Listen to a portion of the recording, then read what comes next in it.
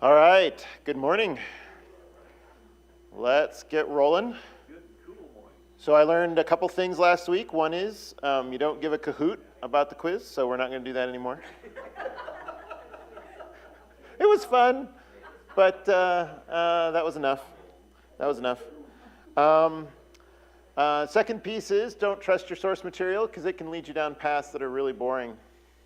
So my apologies about a substandard class last week. I hope this class is a little bit more engaging, a little bit more fun, but it's a little bit difficult because it's effectively a crash course. So we're gonna crash through the plagues today a little bit. So we'll kind of see how things go in terms of pace and where things are at, and that's gonna help us move the class along. So as usual, appreciate your inputs and comments. That's what makes the class fun. And off we go. So reminder, little geography lesson. We're in Egypt. We've got Ramses over there on the east in the Nile River Delta. That's where all of these things are going to occur, over in that area. And we see the Red Sea and Mount Sinai marked on there for our adventures as well as we proceed over the next few chapters. And as we've been talking about, let's see, they didn't have an outline reminder. I should have just put it in anyways. We're working through the Deliverance. So I mentioned on the title slide, this is Deliverance. This is working through the staff and the 10 plagues. Today we're going to cover up through the first 9 plagues, and then we'll leave the 10th plague for next week. Well, I assume we'll get through all 9 plagues. That depends on you as much as it does on me. So starting off in Exodus 7. If you want, please go ahead and open up to Exodus. We're going to be cruising through it quite a bit. Some of it we're going to have on the slides. Some of it we may put up. But it'll be handy for us to kind of look at that as reference as we go through. So Exodus chapter 7. Now the Lord spoke to Moses in verse 8. Lord spoke to Moses and Aaron, saying, when Pharaoh speaks to you, saying, work a miracle, then you shall say to Aaron, take your staff and throw it down before Pharaoh, that it may become a serpent. So if you remember back, right, Moses didn't do this last time. The last ask of Pharaoh was without a miracle, right? It was just a plain old vanilla ask.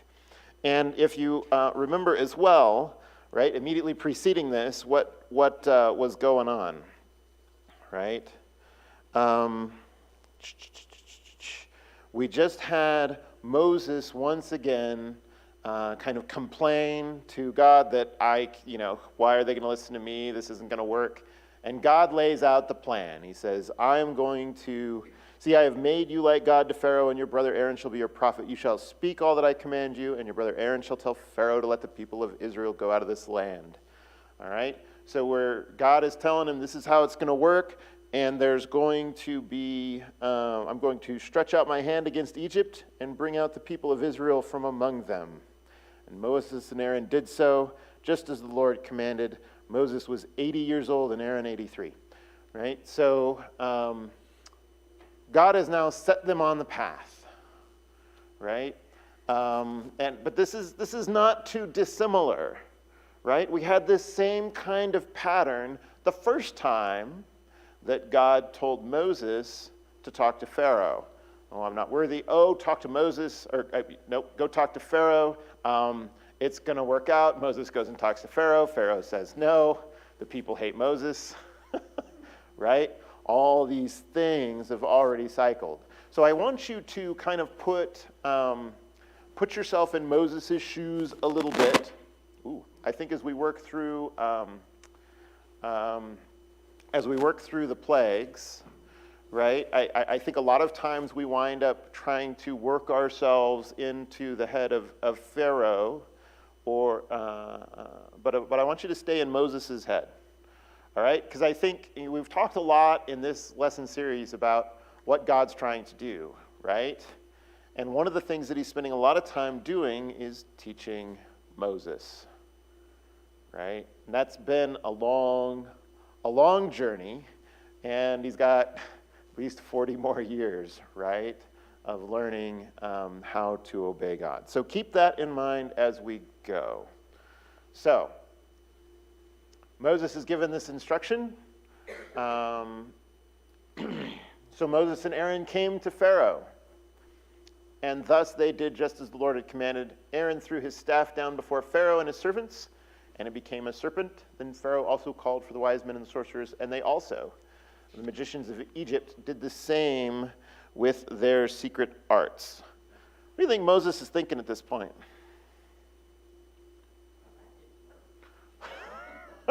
Some miracle.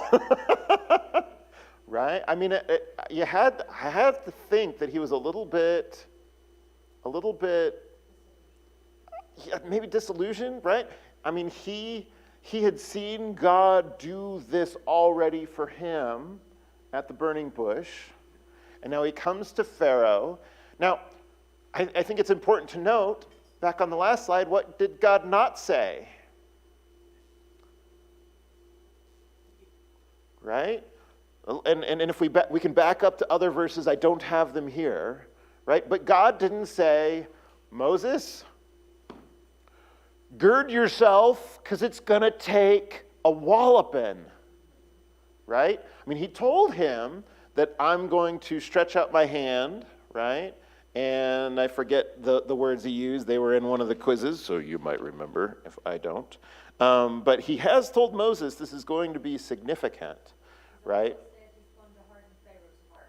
He did.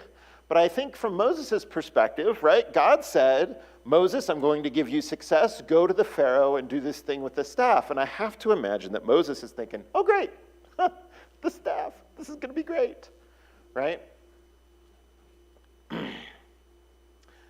But what was the result, right?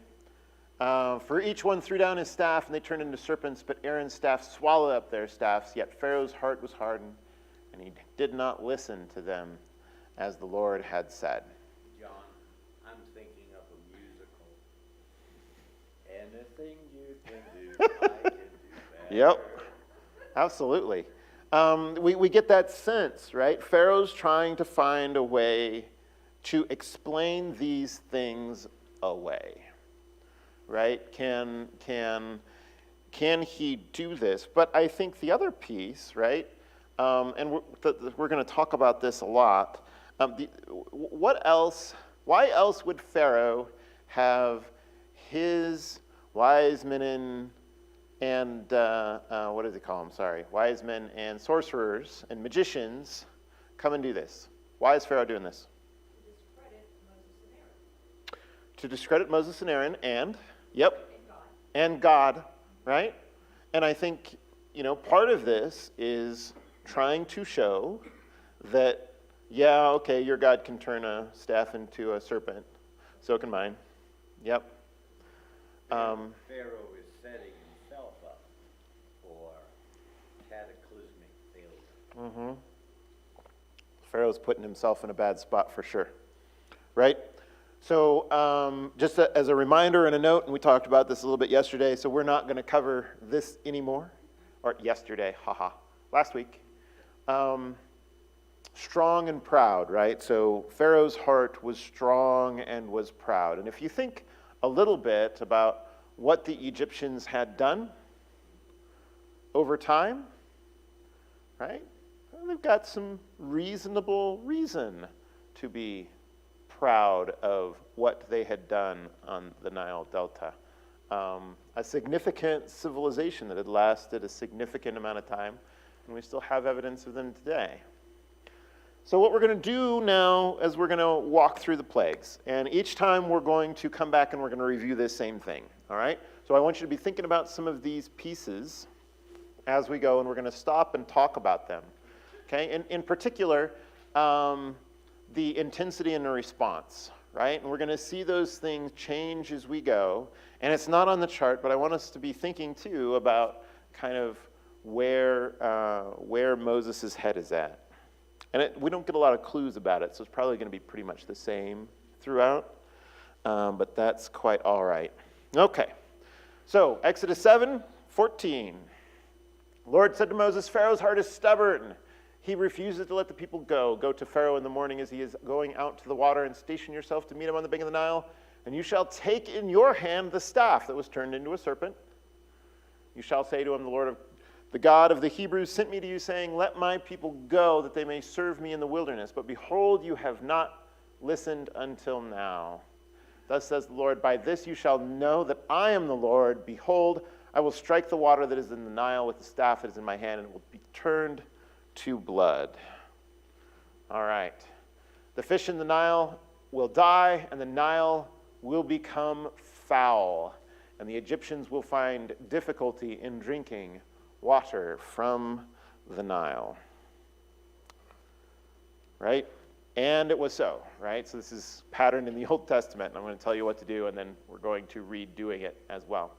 Then the Lord said to Moses, say to Aaron, take your staff, stretch it out your hand over the waters of Egypt, over the rivers, over their streams, and over their pools, and over all the reservoirs, and they may become blood. And there will be blood throughout all the land of Egypt, both in vessels of wood and vessels of stone. So Moses and Aaron did, even as the Lord had commanded. And he lifted up the staff, struck the water that was in the Nile, in the sight of Pharaoh, in the sight of his servants, and the water that was in the Nile was turned to blood. The fish that were in the Nile died, and the Nile became foul, so that the Egyptians could not drink water from the Nile, and the blood was through all the land of Egypt. But the magicians of Egypt did the same with their secret arts. And Pharaoh's heart was hardened, and he did not listen to them, as the Lord had said. So we see here, though, something a little bit different, all right? Then Pharaoh turned and went into his house with no concern even for this.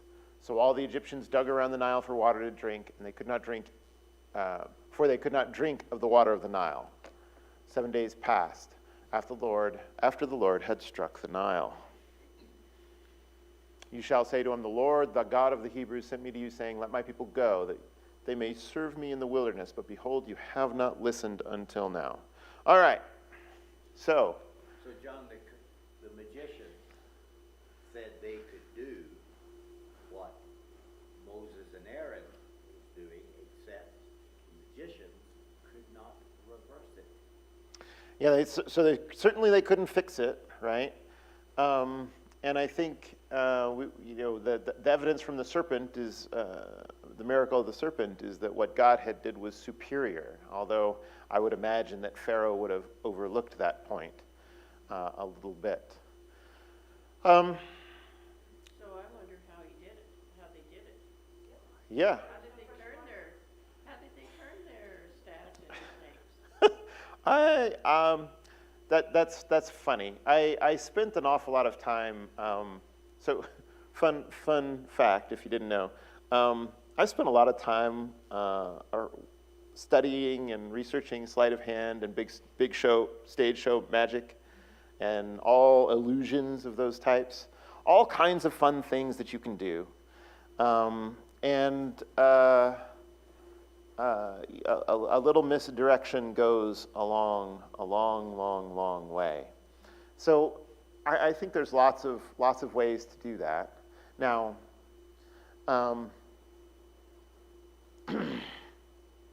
like you said, turning a staff into a snake is one thing. Turning the snake back into a staff is another. But I think, with water turned to blood, it's the same sort of thing. It's kind of an irreversible adventure to some extent.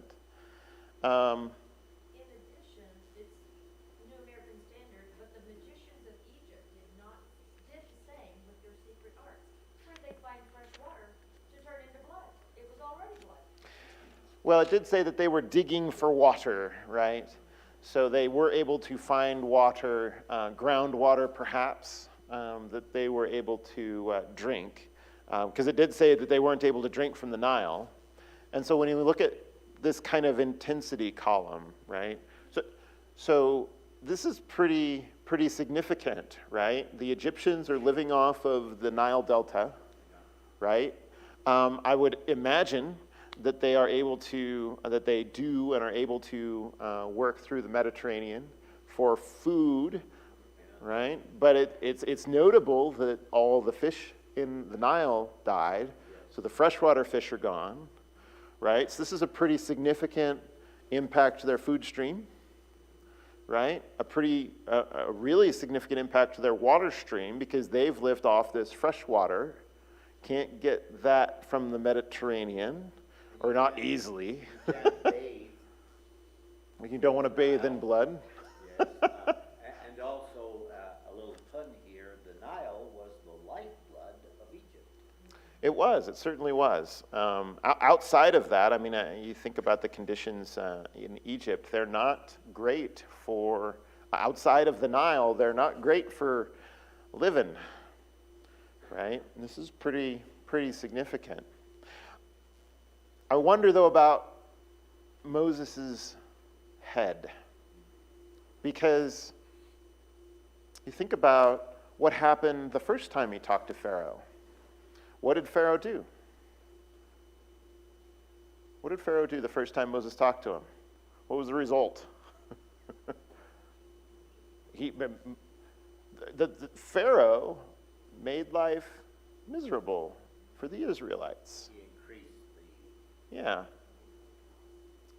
the hard work. I have to imagine that Moses was pretty terrified. He didn't just make the Egyptians' water bad. He got it all. I think the Israelites were going to be thrilled with this. First, you make us go get our own straw, and now you make us work out here in the heat. I am sure that Pharaoh didn't stop them from working, right? With no water. Now we got to go dig for our own water. I don't think Moses was too thrilled. Intensity-wise,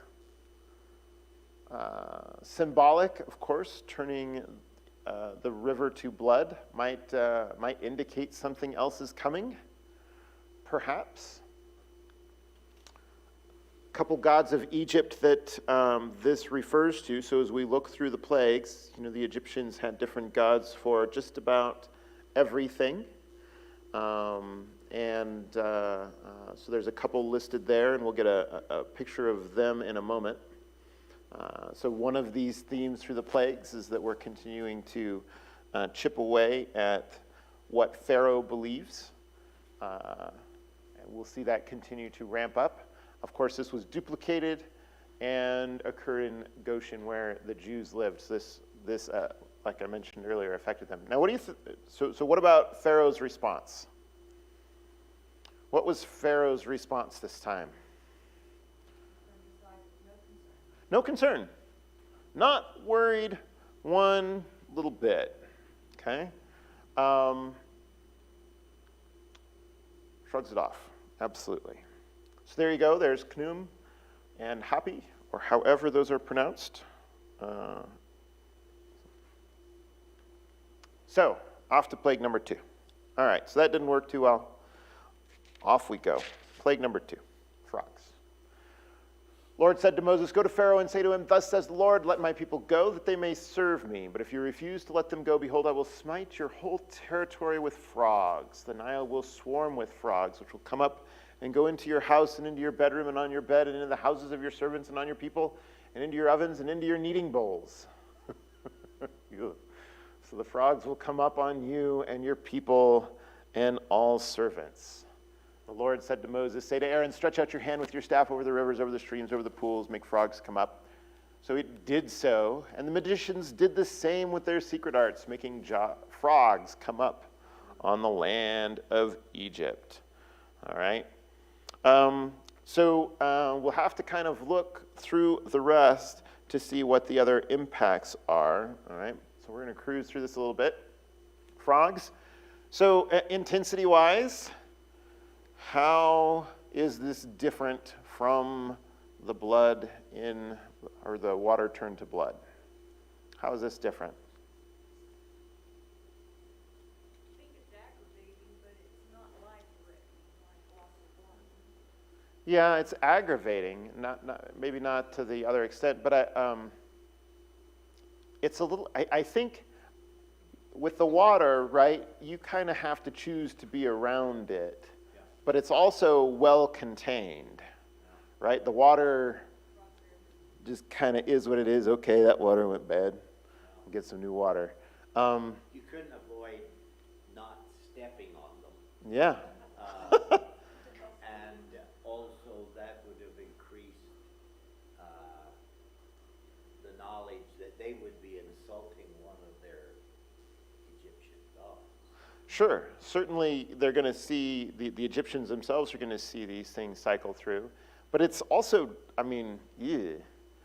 Now, it's interesting that this wasn't on the last one because I think water turning into blood is quite disgusting.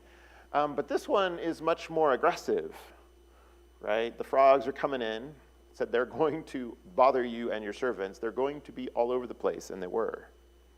Heket,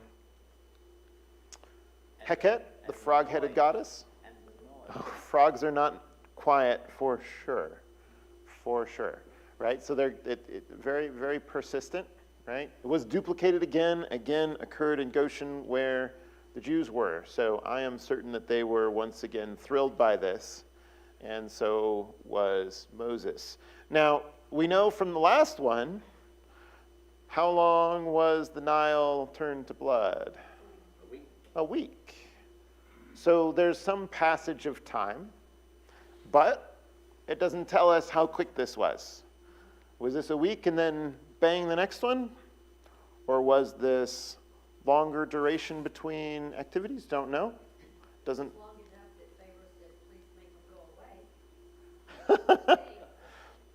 Yep, verse 8. Plead with the Lord to take away the frogs from me and my people, and I will let the people go to sacrifice to the Lord, right? So Pharaoh here then lies to get relief.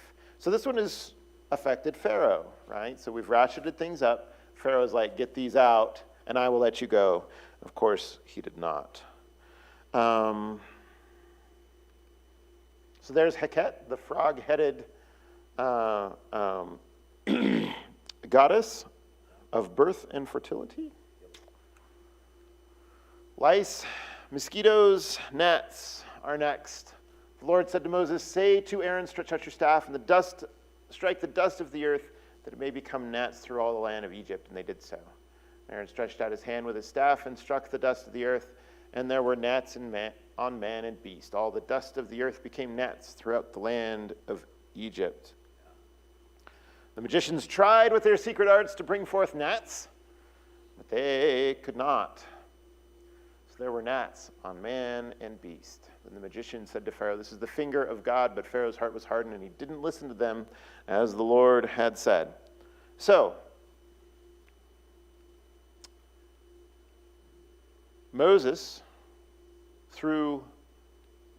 God through Moses turned the river to blood. And what else happened? We often skip the second piece, right? And we've mentioned it. He turned the river to blood. What happened? The fish died, right? What eats a dead fish? All kinds of stuff, but you're going to have a lot of bugs, right? That brought about a whole lot of frogs. Pharaoh asked for the frogs to go away. The frogs went away. Except Now we have lots of things that frogs would eat the buzzing frogs around. would be contained to the Nile. That's what it says. Frogs will remain in the Nile. Oh, the frogs were still in the Nile. Okay, I missed that part. Yep. The frogs died out in the houses, the courtyards, and the fields, and they gathered them together in heaps, and the land stank. Yep. Oof. Dead frogs everywhere. All right. I think that was probably a clue as well. No wonder they had the next, Right? the next two plagues. Absolutely. So, what about the intensity of gnats and things that fly and bite? How's that feel? They Yeah. get right up your nose. In They Scotland, get we call everywhere. it no-see-ums. The no-see-ums. They're a different level of ugly. You know, you get frogs, you can sweep them out, you can keep them off you, you can move them along. But gnats are nasty. And if they were, anything else with the gnats, things that bite, things get unpleasant quickly. So this is Seb, and God of the dead and the earth, in which the dead are buried. Not duplicated, right? So this occurs in Goshen too. But now we have the magicians, right? They've been convinced. So what does Pharaoh do? What is Pharaoh's response? Pharaoh's response. So he's already refusing to listen to Moses. Now he's ignoring his own as well. Right? His heart's getting harder. I don't know if it's getting harder, but it certainly hasn't lightened up. We haven't found the limit yet, right? So Seb, there's Seb. Next we get to flies. So from small buzzy thingies, we get to larger buzzy thingies, because Pharaoh continues to not listen and not let the people go. So the Lord said to Moses, "Rise early in the morning and present yourself before Pharaoh as he comes out of the water, and say to him, 'Let my people go, that they must serve me. For if they do not let my people go, behold, I will send swarms of flies on you and on your servants and on your people and into your houses, and the houses of Egyptians will be full of swarms of flies, and also the ground on which they dwell. But on that day I will set apart the land of Goshen, where my people are living, so that no swarms of flies will be there, in order that you may know that I, the Lord, am in the midst of the land.'" How do you think Moses was feeling at this point? I kind of wonder, right? We don't have the conversation back and forth between Moses and the Lord, but every single one we have documented before this was Moses being quite displeased with God trying to do this through him. I'm not the right person. Why am I leading these people? I can't do it. Why would they listen to me? Now even the people of Israel are against me. And we've now had 4 pretty annoying plagues that have affected the Israelites as well. I have to imagine, and so this is over at least a week, probably a few weeks. I have to imagine the Israelites aren't too thrilled with this Moses dude. Right? But Moses may have a popularity thing going on. Yeah. How so? Might have a popularity thing going on? Well, the Israelites hate me. Mm. He's not stuck in God. He's looking at what they're thinking of him as well, what the people are thinking of him. Yeah, I mean, certainly we have evidence that he was concerned about that in the past. So I have to imagine that he's a little bit relieved here, but I have to feel like the pressure is on him. I kind of wonder if this is, there's a couple parts in here, right? One, God is providing relief to the Israelites, maybe providing a little relief to Moses, but I don't think that's the point. I think the point is, right, continuing to poke at Pharaoh, right, that God can make Egypt miserable without making Israel miserable. So this is certainly ratcheting up the complexity of things. God's gotten the magicians to admit that this is the finger of God, right? And now he's going to ramp things up, because I think we all know flies. If they're around, you can't really get away from them all that easy. Well, they certainly carry disease, right? But I think that these swarms of flies, right, not touching the Israelites is going to be a pretty impressive thing. We're now out of the league to where the magicians can keep pace, which they acknowledged earlier for sure. So we're ramping up the abuse of the Egyptians, and it's going to be specific to the Egyptians, right? And at this point, I would imagine that the Egyptians are going, certainly they've noticed all of these things going on. I can't help but wonder if the Egyptians were putting some pressure on Pharaoh as well, right? It's not just going to be Moses here, but the Egyptians are going to know and see, as well as the Israelites were, that they weren't bothered. The Israelites are still working, right? The Israelites are still working. Lots of different notes here about Vachit, the fly god of Egypt. They had a fly god. Whew. No flies on her. God separates Israelites and the Egyptians, and from here on out, right, our plagues are not going to affect the Israelites as much, right? It won't directly affect them. I believe the Israelites were still being indirectly affected because Pharaoh wasn't taking it easy on them at all. But what's Pharaoh's response here to the flies? We have to go read this in Exodus chapter 8, verse 25. Let's see, do we have time? We have time for this. The Pharaoh, so Exodus 8, verse 25. It won't be on the slides unless Visit wants to work some magic. Then Pharaoh called Moses and Aaron and said, "Go sacrifice to your God within the land."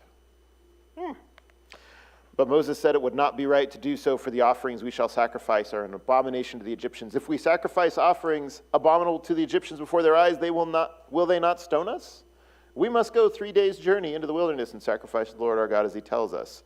So Pharaoh said, "I will let you go to sacrifice to the Lord your God in the wilderness. Only you must not go very far away. Plead for me." Then Moses said, "Behold, I am going out from you, and I will plead with the Lord that the swarms of flies may depart from Pharaoh, from his servants, and from his people tomorrow. Only let not Pharaoh cheat the Lord." Let not Pharaoh cheat again by not letting the people go to sacrifice to the Lord.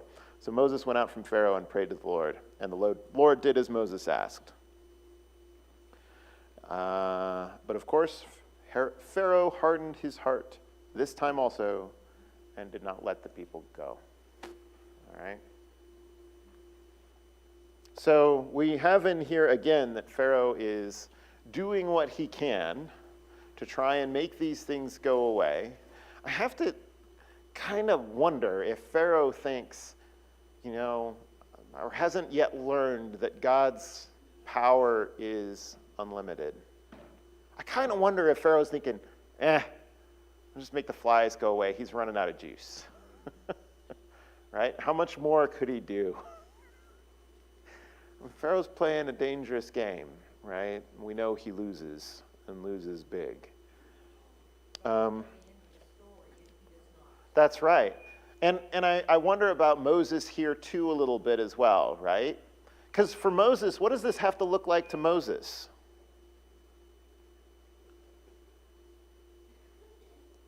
This is the fourth plague, right? I've done 4 plagues. I've turned my staff into a serpent. I've asked him politely. Things got miserable. How many failures am I going to have to go through? Because that's what Moses thought of himself as. Unable to convince Pharaoh. Unable to talk to the people. Moses doesn't know that he's only got 10. Right? He's in the middle. What we don't know that, but we don't have any evidence that Moses knows. Maybe God told Moses, "Hey, it's going to take 10." Right? But it's not written down. I don't know. But I have to wonder, right? But this is a lesson for us as well. Absolutely. We're in the middle. We don't know the end of our story. We're privileged to know the end of this story. Absolutely. All we can possibly do is depend on the Lord, ask his advice, his guidance in our own life, regardless of who likes you or who doesn't. That's right. That's right. And I think it goes a step further, because who's done something for the Lord that they felt was unsuccessful? All of us. Right? Who's fallen short? Right? We all have. Who gets discouraged? Absolutely. We've all been discouraged. But the point here, right? And what God is continuing to tell Moses is, right? To keep working. It's on my time, not your time. Right? And then he gets to teach him that for 40 more years. So we're building some patience up in Moses, right? The hard way. All right. So there's Vatchit. All right. Livestock. When does the first bell go? 10 or 15 after? 10. All right. So we're going to jump right to the chart. So if we read through, now we have the livestock go and die, and we're going to jump through the summary. I don't think we're even going to read it, is it? We're just going to kind of cruise through. So that's in chapter 9, verses 1 through 7. In this case, we've ratcheted up the intensity, right? Losing the livestock was significant, right? We've got a big, we think about all through the Old Testament, how was wealth conveyed? It wasn't your wallet, it wasn't your bank account, it was livestock of all kind, right? We think about, bringing rich gifts. It was rich gifts of livestock. We think about it's pervasive. So this is a pretty significant event. And of note, so there's several here. Menivus, Ammon, and Hathor were the Egyptian gods associated with bulls and cows, right? Those are more significant deities to the Egyptians. Now we've got, this is directly affecting property, right? So everything else were things that didn't belong to anybody. Yeah, there's flies. Well, that's annoying, right? Now he's physically taking away from the Egyptians. And again, this one does not directly affect the people of Israel. Well, one would think at least the fish that they would draw from the Nile would have been of economic value. Yeah, but they didn't own the fish yet, right? So certainly there was value there. We talked about the impact of not having a source to go get food, but it wasn't, it wasn't kind of in the same way. The fish hatcheries, and there wasn't that same kind of connotation that, when you own livestock, you generate food now and in the future, and you have ability to work now and work in the future. We think about them as working animals as well as... It's also an inheritable. Yeah, inheritable. It's persistent. Yep, and it moves with you. It moves with you. All right, enough of that. Boo.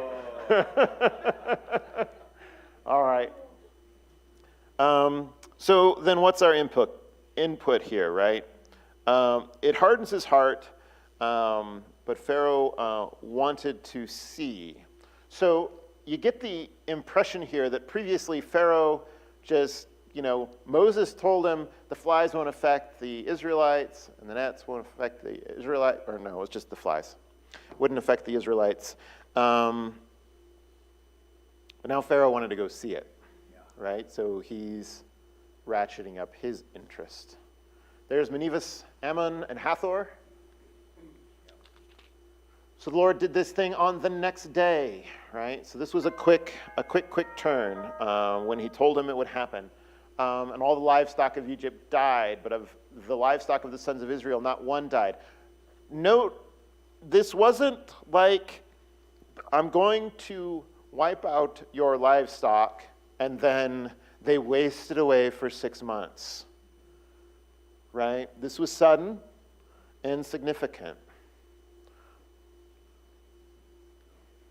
Should have been a pretty big smack upside the head, right? We see that, the intensity ratcheting up on both sides. Boils, the Lord said to Moses and Aaron, take a handful of soot and kiln, throw it to the sky, and it will be a fine dust over all Egypt, and the boils will break out with sores on men and beasts through all the land of Egypt. So they did so, and the magicians could not stand before Moses because of the boils, for the boils were on the magicians as well as on all the Egyptians. The magicians ran and hid. They would not come out. All right. And the Lord hardened Pharaoh's heart, and he did not listen to them just as the Lord had spoken to Moses. This one's now physically afflicting the people. We've moved from impacting livestock to directly impacting people, right? Sekhmet and Imhotep, god of healing and epidemics. Magicians were affected. So what does Pharaoh do here? Just straight unyielding. All right? So now we've affected livestock, we've affected people, we've wiped out the Nile, we've wiped out the fish, we've had flies, we've had gnats. Oh, there's Sekhmet and Imhotep. I thought about putting a picture of the mummy in there with what's his face, but that would have been more fun. Now we have hail. We're affecting bigger things, right?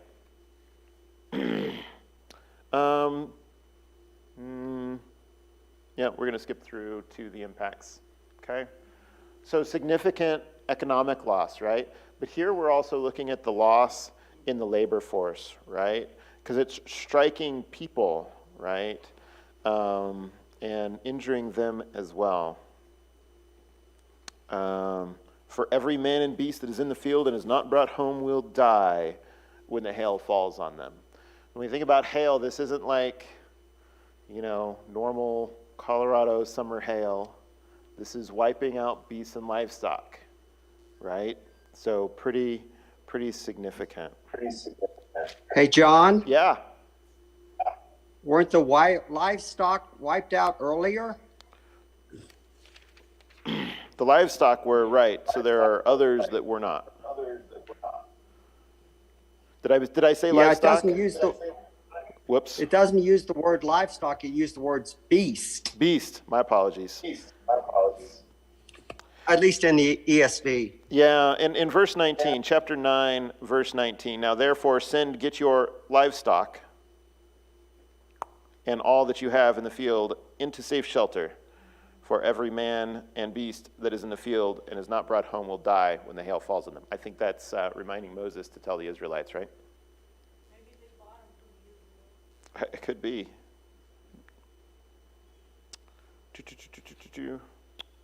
All right. So I use the word livestock because I saw it, and it is written down. Now, whether that's a translation adventure or not, either way, we know that the plagues weren't affecting the Israelites, so there were still livestock that needed to be sheltered. Nut, Osiris, and Shu, three gods of Egypt associated with things impacted by the hail. The note here is historical uniqueness for such a storm in Egyptian climate. I did not get a chance to look into whether hail itself is common in the Nile or in that area, but I would imagine that a lot of rain ain't typical for Egypt, right? So I would, yikes. Some officials heed the warnings, but Pharaoh repents and then flips, right? So we see Pharaoh's reactions getting more significant as well. I have to wonder if Moses is seeing this and thinking we're getting closer, right? Maybe a little bit of hope for Moses as we go through this adventure. Nut, Osiris, and Shu.